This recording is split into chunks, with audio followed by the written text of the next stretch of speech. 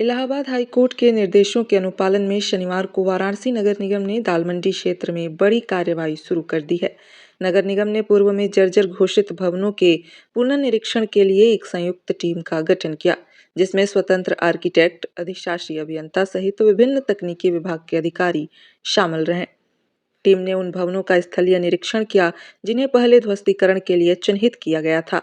इस दौरान भवनों की मौजूदा स्थिति, उनकी संरचनात्मक मजबूती और सुरक्षा मानकों की बारीकी से जांच की गई।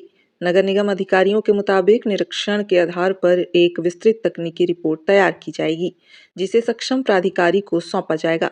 इस रिपोर्ट के आधार पर आगे की कार्यवाही तय की जाएगी। अपना परिचय देते हुए प्रकरण के बारे में बताइए। मेरा नाम सैयद अब्बास मुश्तबा फिरदौसी है। मैं हाई कोर्ट एडवोकेट हूँ, गवर्नमेंट ऑफ इंडिया का स्टैंडिंग काउंसिल भी रहा हूँ और अब्बास मुर्तज़ा शमसी साहब के नाम से जो हाई कोर्ट का फैसला आया है उसका एक भागीदार हिस्सेदार भी हूँ। फैसले में क्या आया है? जो हाई कोर्ट ने डायरेक्शन दिया है नगर आयुक्त को कि आप एक कमेटी बनाएं इंडिपेंडेंट इंजीनियर्स की, 2 एग्जीक्यूटिव इंजीनियर होंगे, एक आर्किटेक्ट होगा और वो तीनों मिल करके ये जो नोटिस है उसका एक नया इंस्पेक्शन करेंगे और उस इंस्पेक्शन के बाद अगर जर्जर पाया जाता है तो उसके ऊपर आगे कार्रवाई होगी। अभी तक ऑन बिहाफ ऑफ दिस कितने लोगों को ऑर्डर मिल चुका है? तकरीबन 27 लोग मेरी नॉलेज में हैं, लेकिन लोग डेली जा रहे हैं जिनका भी जर्जर का नोटिस लगाया था।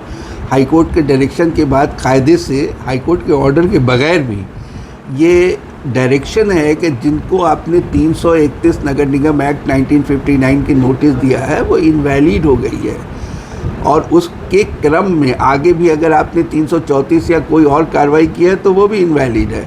तो उन्हें किसी को डिमोलिश नहीं करना चाहिए जब तक कि वो एक नया इंस्पेक्शन रिपोर्ट न बना ले। इस तरीके से इस क्षेत्र में और बल्कि बनारस के इसी क्षेत्र में नहीं, हमारा जो गुदड़ी है यहाँ पर बगल में नया चौक जिसे कहते हैं, वहाँ पर तकरीबन 180 लोगों को ऐसे ही इल्लीगल नोटिस दी गई है।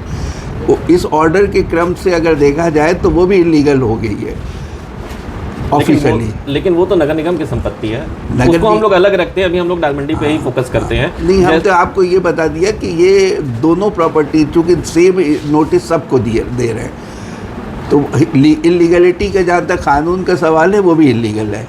लेकिन जैसा जानकारी प्राप्त हुई है कि कल जैसे ऑर्डर हो गया है उसके बाद वीडीए ने नए सिरे से कई भवनों पे नोटिस चस्पा किया है। देखिए बारे में क्या कहें? हाँ, देखिए यहाँ पर जिला अधिकारी या प्रशासन का एक तरीका है कि दबाव बना करके लोगों से ज़्यादा रजिस्ट्री करा लिया जाए और ये रजिस्ट्री इसलिए कराना चाहते हैं कि किसी को उचित मुआवजा नहीं दे रहे। दाल मंडी में 90% मकान जो है वो कॉमर्शियल एक्टिविटीज़ के हैं जिसमें नीचे कटरे और दुकान है। इनकी जो सर्वे टीम थी, जो भूमि अधिग्रहण अधिनियम के तहत गवर्नमेंट ने डीएम साहब ने सर्वे कमीशन बनाया था, उसने रिपोर्ट दिया है कि यहाँ पे तकरीबन 742 तो किराएदार हैं, दुकानदार हैं। इतने तो उनको करना चाहिए था। तो अब ये मुआवजा ना देने के लिए ये दबाव बना रहे हैं कि आप अपनी ज़मीन बेच दीजिए और उसका काफ़ी हद तक उनका दबाव तो काम करता हुआ दिख रहा है, क्योंकि आधे से ज़्यादा लगभग रजिस्ट्रीज अभी तक के दौर टाइम में जब तक हमारी बातें हो रही है 73 लोगों ने संपत्तियों की रजिस्ट्री सरकार के पक्ष में हो चुकी है। देखिए 500-500 300 पुलिस लेकर के हमारे मोहल्ले के गली गली में ये आके खड़े होकर के कर रहे हैं। हमारे यहाँ के जो लीडर्स थे उनको एक नोटिस दिया है एसीपी ने कि आप अगर इसका विरोध करेंगे तो हम आपको गिरफ्तार कर लेंगे। इतने सारे प्रेशर के बाद हमारे पास एक ही रास्ता बनता है, वो है अदालत का, और हमने अदालत के दरवाज़े खटखटाए हैं। उस अदालत के दरवाज़े के तहत हमको अभी जो न्याय मिला है वो ये है कि सारी प्रोसीडिंग स्टे है। अब अगली हम लोगों की यही है जो इल्लीगल रजिस्ट्री है। आप ये समझ लीजिए कि यहाँ कोई भी मकान खाली आवासी नहीं है और ये आवासी करा रहे हैं जो इल्लीगल है, और जबकि नगर निगम के रिकॉर्ड में ये है कि सारा शॉप्स है और उसके शॉप्स के वो टैक्सेस लेते हैं। इसके बावजूद यहाँ का प्रशासन इतनी बड़ी गलती भी कर रहा है और इतना बड़ा कानून के हिसाब से जुर्म भी कर रहा है। क्या जो कोर्ट से आप लोग को रिलीफ मिली है वो ज़्यादातर ये नगर निगम की ही प्रोसीडिंग पे लगी है कि नगर निगम नहीं? हमको कोर्ट से आज की डेट में नगर निगम की भी प्रोसीडिंग में स्टे है और वीडीए में भी स्टे है, और दोनों के लिए डायरेक्शन है कि कमेटी बनाई जाए। हालांकि ये जो दूसरे ऑर्डर है उसमें उन्होंने अलग से वीडीए के लिए कौन टीम बनाएगा अभी तक पता नहीं है।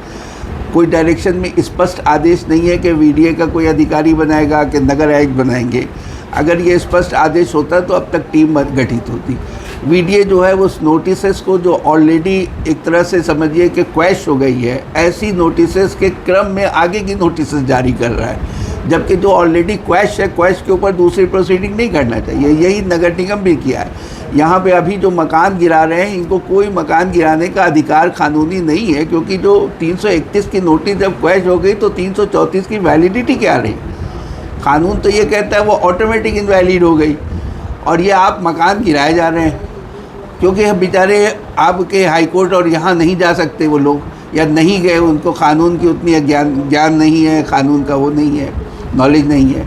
कोर्ट के डायरेक्शन पे यह जानकारी मिली कि कमेटी, नगर निगम की नई कमेटी आई थी जो इस क्षेत्र में सर्वे कर रही थी, उसके बाद आज देखिए नगर निगम को चाहिए ये था, नगर आयुक्त महोदय को, कि यहाँ के जो लोग ऐसे थे उनको एक नोटिस भेज के उनको संज्ञान में लेते। कोर्ट ने डायरेक्शन ये दिया था कि एक इंडिपेंडेंट आर्किटेक्ट लगाया जाए। हम पीड़ित पक्ष थे, हमारा एक इंडिपेंडेंट आर्किटेक्ट उनको लेना चाहिए था। जब 8-10 दिन तक जब डीएम साहब क्या कहते हैं म्युनिसिपल कमिश्नर साहब ने इसके ऊपर कोई एक्शन नहीं लिया, तो आज एक डेलीगेशन जा कर के मिला और हमने रिटन उनको अपना ऑब्जेक्शन दिया है। किसको दिया है? म्युनिसिपल कमिश्नर को, नगर आयुक्त को। और उन्होंने हम लोगों को एश्योरेंस दिया है कि आप मंडे तक हमको ये अपना कोई अगर सजेशन देना है, तो कोई आर्किटेक्ट देना है तो दे दीजिए, हम उसको इंक्लूड कर लेंगे। और हम लोगों को लगता है कि एक इंडिपेंडेंट जांच होनी चाहिए।